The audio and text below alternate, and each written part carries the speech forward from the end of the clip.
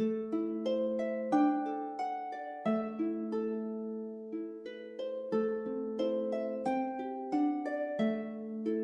is little risky, brother.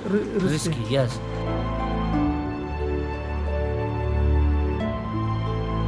പത്ത് മണിക്ക് ശേഷം ഇവിടെ ഒന്നുമില്ല. ഈ റസോളിൻ്റെ ഓൾട്ടിറ്റ്യൂഡ് എന്ന് പറയുന്നത് 2256 മീറ്റർ ഹൈറ്റാണ് സീ ലെവലിൽ നിന്ന്. അങ്ങനെ നമുക്ക് ഈ ഒരു തണുപ്പത്ത്, ഈ ഒരു മഴ തണുപ്പത്ത് ഈ ഒരു ചായ കിട്ടണം എന്ന് പറഞ്ഞു കഴിഞ്ഞാൽ ഒരു സ്വർഗമാണ് സത്യം പറഞ്ഞാൽ. ഭയങ്കര ഒരു റീഫ്രഷ്മെൻ്റാണ്. മഴ സ്റ്റാർട്ട് ചെയ്തതുകൊണ്ട് ഇനിയിപ്പോൾ എന്തായാലും നമുക്ക് ചെറിയ മഴ, പൊടിമഴ ഉള്ളൂ, എന്നാൽ പോലും നമുക്ക് റിസ്ക് എടുക്കാൻ പറ്റില്ല. ഞാനതുകൊണ്ട് റെയിൻ കോട്ടൊക്കെ ഇട്ട് പിന്നെ ബാഗിനും റെയിൻ കവറൊക്കെ ഇട്ട്, കാരണം നമ്മുടെ ലഗേജ് ഒരു കാരണവശാലും നനക്കാൻ പറ്റില്ല. അത് ഇപ്പോൾ ഉള്ള ഡ്രസ്സ് കുറച്ച് നനഞ്ഞു കഴിഞ്ഞാൽ നമുക്ക് കുറേ നേരത്തേക്ക് സർവൈവ് ചെയ്യാൻ പറ്റില്ല. കാരണം തണുപ്പ് ഇപ്പോൾ അതേപോലെ ഫ്രീസിങ് ആയിട്ട് തന്നെയാണ്. നമ്മൾ മേളിലോട്ട് ഹൈറ്റിലോട്ട് കയറും തോറും തണുപ്പ് കൂടിക്കൊണ്ട് തന്നെയാണ്.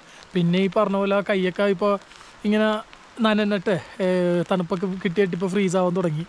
അപ്പോൾ മാക്സിമം നമ്മുടെ ലഗേജ് എപ്പോഴും നമ്മൾ ഇതേപോലെ ഹൈക്കിങ്ങിന് പോകുമ്പോൾ സേഫ് ആക്കാൻ നോക്കാം, ബോഡി വാം ആവാനുള്ള കാര്യങ്ങൾ നോക്കാം.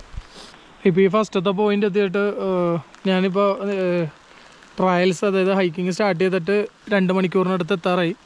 അത് പിന്നെ വേറൊരു കാര്യമുണ്ട് കേട്ടോ, നമ്മൾ ഈ വീഡിയോ ഒക്കെ എടുത്ത് വരുമ്പോഴത്തേക്കും ഈ ഒരു ടൈം എടുക്കും. പിന്നെ അതേപോലെ തന്നെ സ്റ്റെപ്പ് 2942 സ്റ്റെപ്പ് ഇതുവരെ വെച്ച്, പിന്നെ അതേപോലെ തന്നെ 2.57 കിലോമീറ്റേഴ്സ് ഹൈക്ക് ചെയ്ത് 194 കാലറീസ് കുറഞ്ഞിട്ടുള്ളൂ. പിന്നെ 6 മണി വരെ ഇവിടെ മഴ ഉണ്ടാവുന്ന വെതർ കാസ്റ്റിങ്ങിൽ കാണിച്ചേക്കണത്. അപ്പോൾ 6 മണി വരെ നമുക്ക് റിസ്ക് എടുക്കാൻ പറ്റില്ല. ഇപ്പോൾ തന്നെ സമയം 3:30 കഴിഞ്ഞിട്ടുള്ളൂ.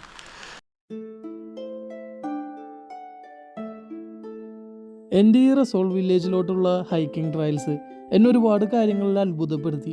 കാരണം ഇവിടുത്തെ ജനങ്ങളുടെ ജീവിത രീതികൾ, കുട്ടികളടക്കം പ്രായമുള്ളവർ വരെ സ്ഥിരമായിട്ട് പോയി വന്നവർ വരെ ഉണ്ട് ഈ റസോൾ വില്ലേജിലോട്ട് ചെലാലിയിൽ നിന്ന്. ഇവിടെയൊക്കെ കംപ്ലീറ്റ് വൈറ്റ് സ്റ്റോണാണ് തോന്നുന്നത്. പിന്നെ ഇതിൽ കൂടെയൊക്കെ നടക്കരുത്, മഴയുള്ള സമയത്ത് ഭയങ്കര സ്ലിപ്പറിയാണ്. ഇന്ന് കാലൊക്കെ ചവിട്ടിക്കണ ഇങ്ങനെ പോവും തന്നെ. അപ്പോൾ മാക്സിമം ചെളിയാണെങ്കിലും ചെളിയിൽ കൂടെ ഇറങ്ങി അങ്ങോട്ട് നടക്കാം. കാരണം നമുക്ക് അങ്ങോട്ട് എത്തണമെന്നുള്ളതാണ് മെയിൻ ലക്ഷ്യം. അതേപോലെ തന്നെ എനിക്ക് ഈ യാത്രയിൽ ഒരുപാട് കാഴ്ചകൾ മാത്രമല്ല കിട്ടിയേക്കണം, ഒരുപാട് പാഠങ്ങൾ പഠിക്കാനും കൂടിയും പറ്റി. അത്രയും ഒരുപാട് നോളജ് നമുക്ക് ഈ ഒരു ഹൈക്കിങ്ങിൽ കിട്ടും ജീവിതത്തെക്കുറിച്ച്. ഇപ്പം ഞാൻ പോണ വഴിയിൽ കുറച്ച് ചെമ്പരിയാട് കൂട്ടം. ആഹാ,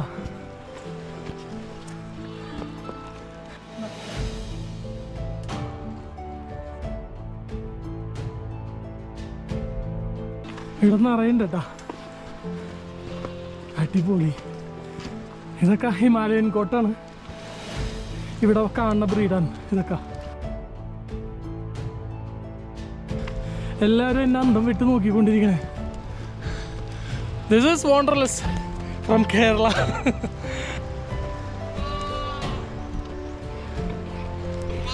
ഇതിനാള് വില്ലനാന്ന് തോന്നുന്നു.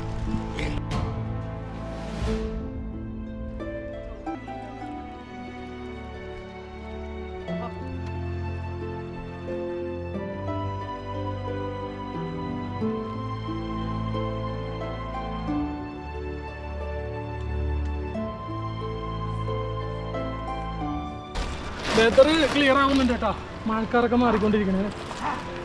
അപ്പോൾ ഇനിയിപ്പോൾ മഴ ഉണ്ടാവില്ല എന്ന് പ്രതീക്ഷിക്കാം. നമുക്കിവിടെ നോക്കുമ്പോൾ വില്ലേജിൻ്റെ ചെറിയ ചെറിയ കാഴ്ചകളിലോട്ടൊക്കെ സ്റ്റാർട്ട് ചെയ്തിട്ടുണ്ട്. എപ്പോഴും എല്ലാ എപ്പിസോഡിലും പറയണ, 3-6 എപ്പിസോഡിലൊക്കെ പറയണ റോഡോഡാൻഡ്രോ. ഈ ഒരു ഹൈക്കിങ് അത്ര നിസ്സാരമുള്ള ഹൈക്കിംഗ് ഒന്നും അല്ല കേട്ടോ. നിങ്ങൾ നോർമൽ ട്രയൽസ് ട്രൈ ചെയ്യണവരാണെങ്കിൽ ഇവിടെ വന്നു കഴിഞ്ഞാൽ കുറേ കഷ്ടപ്പെടും. കാരണം ഭീമൻ കയറ്റങ്ങളാണ് നമ്മൾ ഈ കയറിക്കൊണ്ടിരിക്കുന്നത്. അതേപോലത്തെ എലിവേഷൻ ഗെയിനാണ് മൊത്തം ഈ റസോൾ വില്ലേജിലോട്ട് എത്താനായിട്ട് വരുന്നത്.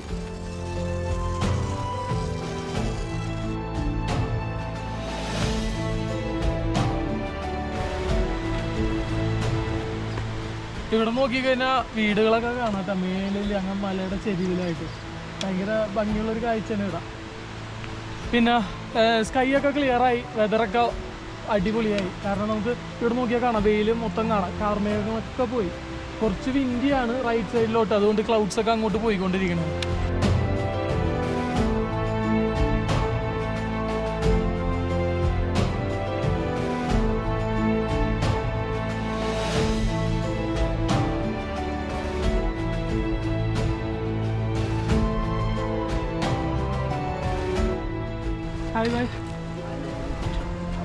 ഒരു തവണയും കൂടി നമുക്ക് ഒരു ചായ കുടിച്ചിട്ട് പോകാം. കാരണം ഇവിടെയൊക്കെ വരുമ്പോൾ തണുപ്പത്ത് ചായ കുടിച്ചില്ലെങ്കിൽ പിന്നെ എന്താ പറയാനാണ്.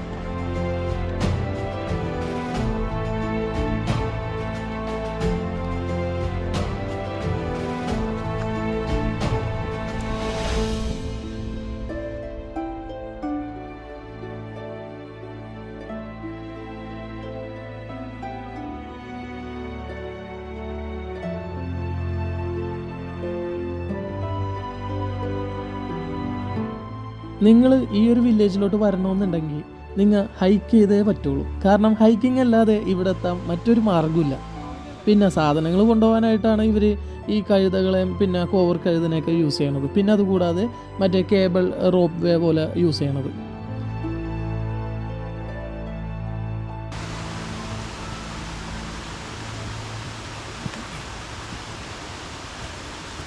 അങ്ങനെ നമ്മുടെ റസോള് വില്ലേജിന്റെ തുടക്കത്തിലെ വീടുകളൊക്കെ കണ്ടു തുടങ്ങിയിട്ടുണ്ട് കേട്ടോ.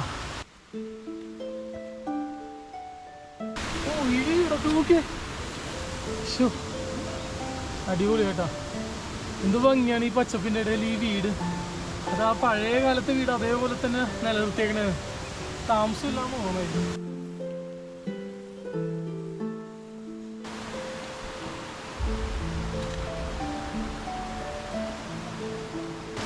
ഒടുവിൽ കുറേയൊക്കെ കയറിയതിന് ശേഷം റസോളിൻ്റെ ഒരു എൻട്രൻസ് ആണിത്.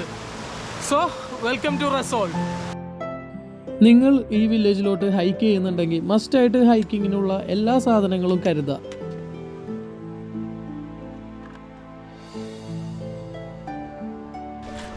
ഒരു 5 മിനിറ്റ് ഇവിടെ ഹോൾട്ട് ചെയ്തിട്ട് പോവാം. ഈ വീടൊക്കെ കണ്ട് എന്ത് രസമാണ്, പഴയ കാലത്തെ വീടാണ്. ഇതൊക്കെയാണ് മൗണ്ടൻ ഹൗസ്, മൗണ്ടൻ ഹട്ട് എന്നൊക്കെ പറയൂലേ. ഇതൊക്കെയാണ് ഒരു എന്താണ് മൗണ്ടൻസിലൊക്കെ വെക്കണ വീടുകളൊക്കെ ഇതേപോലെ വെക്കാൻ പറ്റുള്ളൂ. പക്ഷേ അതിന് നല്ല ശക്തമായ കാറ്റടിച്ചാൽ പോലും അത്രയും രീതിയിൽ വെയിറ്റൊക്കെ താങ്ങി നിൽക്കാനായിട്ട് ഇവിടുത്തെ ഒരു അവസ്ഥക്കനുസരിച്ചാണ് ആ പണിത് വെച്ചേക്കണത്. ചില വീടുകളുടെയൊക്കെ മുകളിൽ കാണുന്ന ഷീറ്റല്ല, ഷീറ്റിന് പകരം സ്റ്റോൺസാണ്. സ്റ്റോൺസ് ഇങ്ങനെ ഈ കട്ട് ചെയ്തിട്ട് ഫ്ലാറ്റാക്കി അങ്ങനെ കട്ട് ചെയ്ത് വെച്ചേക്കണേ. അപ്പോൾ അതൊക്കെ പെട്ടെന്ന് കാറ്റ് വന്നാലും മറ്റേ സാധാരണ ഷീറ്റൊക്കെ ആണെങ്കിൽ പറന്നു പോകും. അങ്ങനെയൊക്കെ കുറേ അഡ്വാൻറ്റേജ് ഒക്കെ നോക്കിയിട്ടാണ് അവർ ചെയ്തേക്കുന്നത്.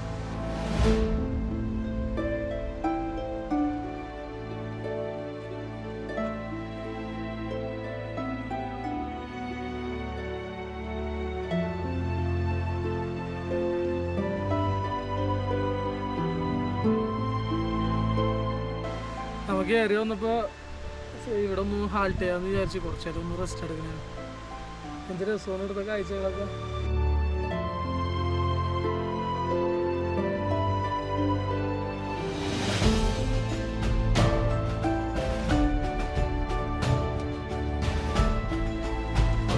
ഇവിടെ കുറച്ച് കൊക്കോളയും പെപ്സി ബോട്ടിലൊക്കെ കിടക്കുന്നുണ്ട് നടക്കണ വഴിയിൽ. ഇവിടുത്തെ ആൾക്കാരെന്തായാലും ഇത് ചെയ്യില്ല, പുറത്തുനിന്ന് വന്ന ടൂറിസ്റ്റാണ് ഇത് ചെയ്യണം.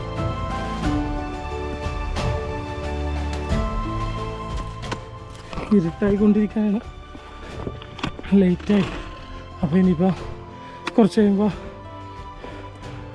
വീഡിയോ അവിടെ എത്ര വരെയുള്ള കട്ടായിക്ക് ഇരുട്ടായിക്കഴിഞ്ഞാൽ പിന്നെ നമുക്ക് കാണത്തില്ല. ഓ, ഇത് ഓരോ കാലും നമ്മൾ പൊക്കി വെക്കണത് നെഞ്ചിൻ്റെ ഹൈറ്റിലാണ്. അതേപോലെയാണ് ഇവിടുത്തെ സ്റ്റെപ്പൊക്കെ. നല്ല മഴക്കാർ ഇതേ വീണ്ടും ഇങ്ങോട്ട് കയറി വരുന്നുണ്ട്. ചെറുതായിട്ട് പൊടിഞ്ഞു തുടങ്ങി, വീണ്ടും മഴ സ്റ്റാർട്ട് ചെയ്യാനുള്ള മട്ടാണ്.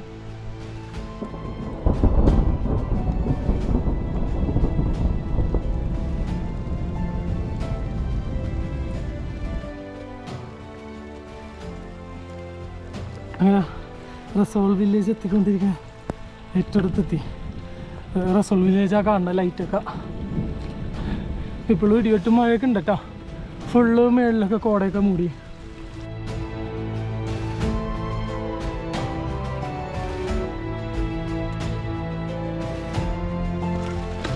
കുട്ടികളുടെയൊക്കെ സൗണ്ടൊക്കെ കേൾക്കാൻ തുടങ്ങി.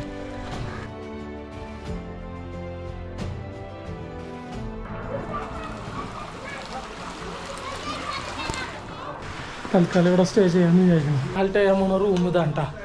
അങ്ങനെ റസോളിലൊക്കെ എത്തി റൂം സെറ്റായി. അങ്ങനെ റസോളിലൊരു കഫേയിലാണ് വന്നിരിക്കണത്. ഇപ്പം ഇവിടെ വന്നിട്ട് ചൂട് ചായ പറഞ്ഞിട്ടുണ്ട്. പിന്നെ ചായ എല്ലാം ചൂടാണ്, ഓക്കെ. പക്ഷേ ചൂടിൻ്റെ കാര്യം ഓർക്കുമ്പോൾ തന്നെ ഭയങ്കര സന്തോഷമാണ്. പിന്നെ ചിക്കൻ നഗറ്റ്സ് കിട്ടി. ഓ ഒന്ന് സെറ്റായിട്ടാ വന്നിട്ട്. പിന്നെ അത് ഇവിടെ ഒരു റൂം ഹീറ്ററൊക്കെ ഉണ്ട്. ഇതാണ് കഫേ, റൂം ഹീറ്റർ. ഇതൊക്കെ വേണം ഇവിടെ താമസിക്കണമെങ്കിൽ. അങ്ങനെ റസോളിൽ നിന്ന് ജസ്റ്റ് ഒന്ന് ഇവിടുത്തെ ഒരു നൈറ്റ് ലൈഫ് എന്തെങ്കിലും ഉണ്ടാകും നോക്കുക. അതായത് വേറെ ഒന്നുമല്ല, ചെറിയ കഫേ അങ്ങനെയുള്ള എന്തെങ്കിലുമൊക്കെ ഒരു കഫേ ഒക്കെ ഉണ്ടാവും. അപ്പോൾ അതൊന്ന് പോയി നോക്കാം. തണുപ്പ് നല്ല രീതിയിൽ തണുപ്പുണ്ട്. പിന്നെ ഒന്നാമത് കംപ്ലീറ്റ് മഴയെന്ന് തന്നെ അതുകൊണ്ട് തണുപ്പ് നന്നായിട്ട് കിട്ടി. പിന്നെ അതിൻ്റെ ഇടയ്ക്ക് എനിക്ക് നല്ല രീതിയിൽ ക്രാമ്പ് കിട്ടി, മസിൽ ക്രാമ്പ് കിട്ടി. കിടന്ന് പെടച്ച് ഞാൻ കുറച്ച് നേരം. ഇപ്പോൾ ഓക്കെ ആയി. ഒന്ന് കഫേയൊക്കെ ഒന്ന് ചുറ്റിക്കറങ്ങിയിട്ട് വരാം. ഇവിടം വരെ വന്നിട്ട് ഇവിടുത്തെ നൈറ്റ് ലൈഫ് എടുത്തില്ലെങ്കിൽ മോശമല്ലേ. പിന്നെ അതേപോലെ നിങ്ങൾ ഇതേപോലെ വിൻ്റർ അല്ലെങ്കിൽ ഇങ്ങനത്തെ സ്ഥലത്തോട്ടൊക്കെ വരുമ്പോൾ, തണുപ്പുള്ള സ്ഥലത്തോട്ടൊക്കെ വരുമ്പോൾ ഇതേപോലെ നെക്കിലിടാനായിട്ട് മഫ്ലർ കാര്യങ്ങളൊക്കെ ഉണ്ടെങ്കിൽ ബെസ്റ്റാണ്. കാരണം നമുക്ക് എപ്പോഴും കഴുത്തെപ്പോഴും കവർ ചെയ്ത് വെക്കാം തണുപ്പിൽ നിന്ന് സർവൈവ് ചെയ്ത് പോകാനായിട്ട്. പിന്നെ അതേപോലെ തന്നെ അത് ഇത് കണ്ട ഈ ഒരു വൂളൻ സോക്സ്, ഇത് മറ്റേ ഇവർ തന്നെ കൈ കൊണ്ട് നെയ്തുണ്ടാക്കുന്ന ഒരു സോക്സാണത്. അതൊക്കെ ഇവിടെ കിട്ടും. വലിയ റേറ്റ് ഒന്നുമില്ല. ഇപ്പോൾ ഇത് കഴുത്തിലിട്ടേക്കണതിനാണെങ്കിൽ 200 രൂപ ഉള്ളൂ. പിന്നെ അതേപോലെ തന്നെ ആ സോക്സിനാണെങ്കിൽ 100 രൂപ ഉള്ള ഒരു പെയർ. കൂടിയതും ഉണ്ട് കുറഞ്ഞതും ഉണ്ട്. നമുക്ക് ആവശ്യങ്ങൾക്കനുസരിച്ച് വാങ്ങിയാൽ മതി. ഞാൻ വിചാരിച്ചുള്ളൂട്ടോ വരാൻ നേരത്ത് സാധാരണ ഇവിടെ എവിടെയെങ്കിലുമൊക്കെ പട്ടികൾ, ഒരുപാട് പട്ടികളുണ്ട്, നായകളുണ്ട്. നമ്മൾ ഗൈഡ് ചെയ്യാനായിട്ടാണെങ്കിലും പിന്നെ ചെറിയ ഭയങ്കര സ്നേഹമാണ് ഇവിടെയുള്ള ഡോഗ്സിനെല്ലാം. ഭയങ്കര ഫ്രണ്ട്ലിയാണ്. 5-6 പേരും 2 പേരും 3 പേരൊക്കെ വന്നാലും അവർ മറ്റേ നമ്മളെ ബുദ്ധിമുട്ടിക്കുന്ന രീതിയിലുള്ള ക്യാൻവാസിങ് അങ്ങനെ ഒന്നുമില്ല. ഇപ്പം നിങ്ങൾ ഒന്ന് ചിന്തിച്ച് നോക്കിയാൽ, വെറുതെ അത്രയും ഗസ്റ്റുകൾ പോകുന്ന സ്ഥലത്ത്, അതായത് മൂന്നാറായിട്ടാണെങ്കിൽ പോലും അവിടെയൊക്കെ പോയി കഴിഞ്ഞാൽ നമ്മളെ ടൗണിൽ നിന്ന് തന്നെ നമ്മളെ ക്യാൻവാസ് ചെയ്ത് വണ്ടി തടഞ്ഞ് നമ്മളെങ്ങനെയെങ്കിലും റൂം എടുപ്പിക്കാൻ നോക്കും. അപ്പോൾ അതേപോലത്തെ നമുക്ക് ബുദ്ധിമുട്ടുകളും കാര്യങ്ങളൊന്നുമില്ല. ഭയങ്കര ഫ്രണ്ട്ലി ആയിട്ടുള്ള ആൾക്കാരാണ്. എന്താണ്, നമ്മൊരു സ്ട്രേഞ്ചേഴ്സാണ് തോന്നുന്നേ ഇല്ല നമ്മൾ ഇവിടെ വന്നതിന് ശേഷം. പിന്നെ ഇവിടുത്തെ കുറച്ച് കാര്യങ്ങൾ നമ്മൾ ശ്രദ്ധിക്കേണ്ടതൊക്കെ ഉണ്ട്, അതൊക്കെ ശ്രദ്ധിക്കണം. ഓം ശങ്കർ കഫേയിലാണ് വന്നത്. പക്ഷേ അത് ക്ലോസ്ഡ് ആണ്. കാരണം എനിക്ക് തോന്നുന്നു ഇവിടെ ഗസ്റ്റുകൾ ആരും ഇല്ല. 10 മണിക്ക് ശേഷം ഇവിടെ ഒന്നുമില്ല. ചിലപ്പോൾ സീസൺ ടൈമിലൊക്കെ ഉണ്ടാവുമായിരിക്കും കേട്ടോ. നമുക്കിപ്പോൾ ഒരു വെജ് സൂപ്പ് നമ്മുടെ ബയ്യ റെഡിയാക്കുന്നുണ്ട്. അത് കുടിച്ചിട്ട് പോവാം, കാരണം തണുപ്പുണ്ട് അത്യാവശ്യം. അങ്ങനെ നമുക്ക് നല്ല ചൂട് സൂപ്പ് കിട്ടിയിട്ടുണ്ട്. ഈ തണുപ്പത്ത് ഈ സൂപ്പ് അടിക്കണതിൻ്റെ ഒരു സുഖമില്ലേ. ഓ,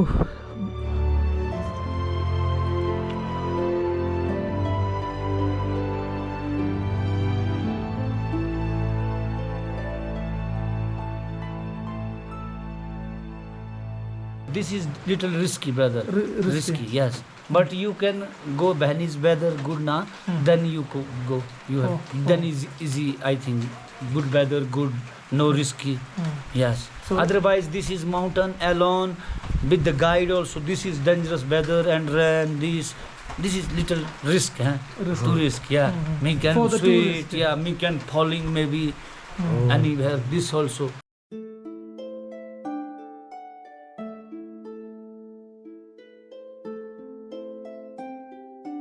ഈ തീയിലൊക്കെ കൈ വെച്ചിട്ടേക്കില്ല, തീ കത്തുന്നുണ്ടെന്നേ അറിയുന്നില്ല. അതേപോലെയാണ്.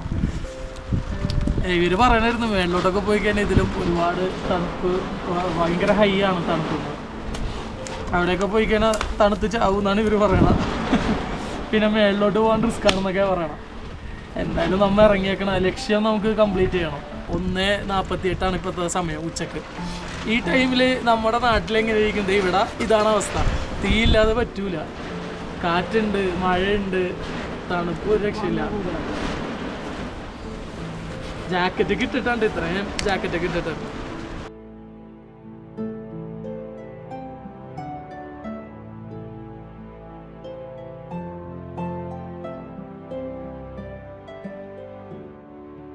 ഈ റസോൾ എന്ന് പറയുന്ന ഈ വില്ലേജ് ശരിക്കും നമ്മൾ ഒരു അത്ഭുതപ്പെടുത്തുന്ന കാഴ്ചകളാണ് മേളിൽ കാത്തിരിക്കുന്നത്. ഇത്രയും വീടുകൾ, ഇത്രയും ബിൽഡിങ്ങുകൾ ഇവിടെ എങ്ങനെ പണിതെന്നുള്ളതാണ്, എങ്ങനെ ഇതിൻ്റെ സാധനങ്ങൾ ഇവിടെ വന്നെന്നുള്ളത് ചിന്തിക്കുമ്പോഴേ ഭയങ്കര അത്ഭുതം തോന്നും.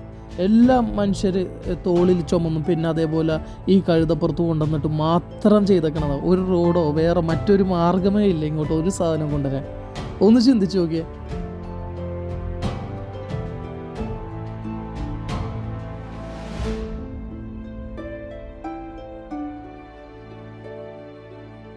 വെതർ ഇപ്പോൾ ഓക്കെ ആയിട്ടാ.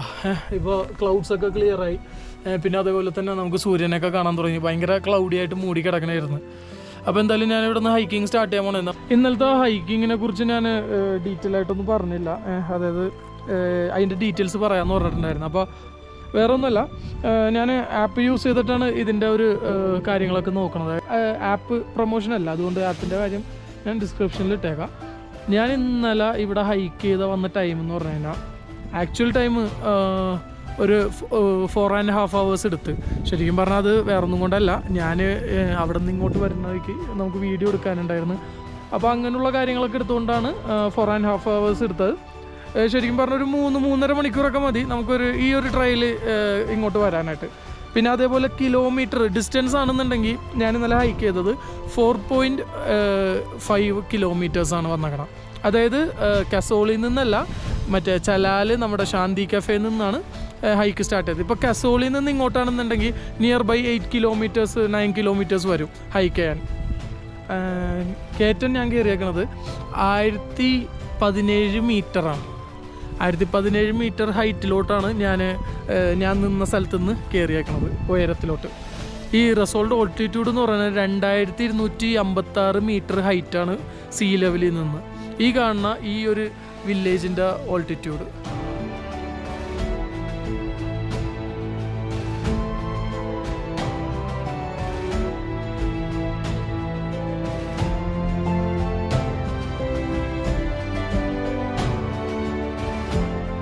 നമുക്ക് മൗണ്ടൻസൊക്കെ ഇവിടെ നിന്ന് കാണാം. ഇപ്പോൾ സ്നോഫോള് വീണ് നടക്കുന്ന മൗണ്ടൻസൊക്കെ കാണാം. പിന്നെ അതുപോലെ തന്നെ ക്ലിയർ സ്കൈ ആയി. ഇതിപ്പോൾ ബെസ്റ്റ് ടൈമാണ് നമുക്ക് ഹൈക്കിങ്ങിന് പറ്റിയത്. ഇതിപ്പോൾ വൺ സൈഡ് ട്രയലിനെ കുറിച്ചാണ് കേട്ടോ പറഞ്ഞേക്കണം. ഇനി എങ്ങനെ വന്നാലും നമുക്ക് തിരിച്ചു പോകണമെങ്കിൽ ഈ റൂട്ട് തന്നെ ഇറങ്ങിയിട്ട് വേണം പോകാൻ. അതേപോലെ ഞാൻ ഇപ്പോൾ പോണ സ്ഥലത്തിന് വൈരം എന്നും പറയുന്നുണ്ട്, റിവേരിയം എന്നും പറയുന്നുണ്ട്. ഇങ്ങനെ 2 പേരുകളുണ്ട്. അതെന്താണെന്ന് എനിക്ക് അറിഞ്ഞൂടാ. എന്തായാലും ഞാൻ അങ്ങോട്ട് ഹൈക്ക് സ്റ്റാർട്ട് ചെയ്യാൻ പോകണതാണ്.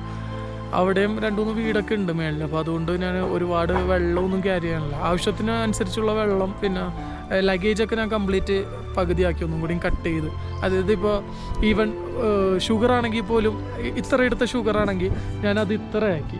അങ്ങനെയുള്ള കാര്യങ്ങൾ, അത്രയും കാര്യങ്ങൾ വരെ, മൈന്യൂട്ടായിട്ടുള്ള കാര്യങ്ങൾ വരെ ഞാനത് കട്ട് ചെയ്ത് വെയിറ്റ് കുറച്ച്. എന്നിട്ടും ഇപ്പോഴും ഒരു 20 കിലോ ഉണ്ട് എൻ്റെ ബാക്ക് പാക്കിന്. ഞാൻ എന്തായാലും ഈ ഡീഹൈഡ്രേഷൻ പൗഡർ കുറച്ച് വെള്ളത്തിൽ മിക്സ് ചെയ്യുന്നുണ്ട്. ഇതൊക്കെ നമുക്ക് ഡെക്കാത്തലോണിൽ വാങ്ങാൻ കിട്ടോട്ടെ, അവൈലബിൾ ആണ്. പല ഫ്ലേവറിലുണ്ട്.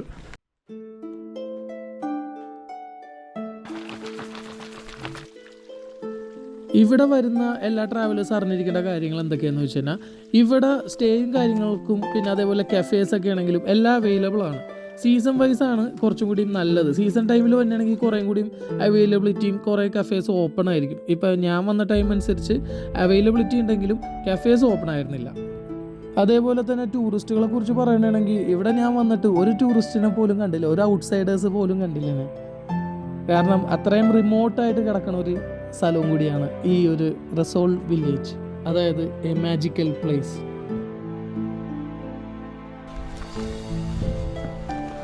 ഇതൊക്കെ ഭയങ്കര തുമ്പത്താണ്ട് അതൊക്കെ സപ്പോർട്ട് ചെയ്ത് നിൽക്കണം.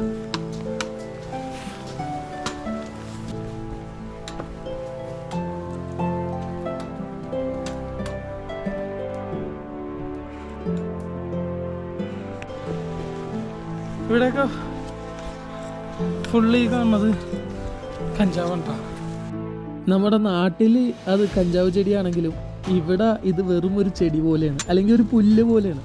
എവിടെ നോക്കിയാലും കാല് കുത്തണ സ്ഥലത്തൊക്കെ ഈ ഒരു ചെടി മാത്രമേ ഉള്ളൂ. അതുകൊണ്ട് തന്നെ ഇവിടെ ആരും അത് ശ്രദ്ധിക്കുന്നില്ല. അത് ഇവിടെ മാത്രമല്ല കേട്ടോ, ഹിമാചൽ പ്രദേശിൽ എവിടെ പോയാലും നമുക്ക് ഈ ഒരു ചെടി കാണാം.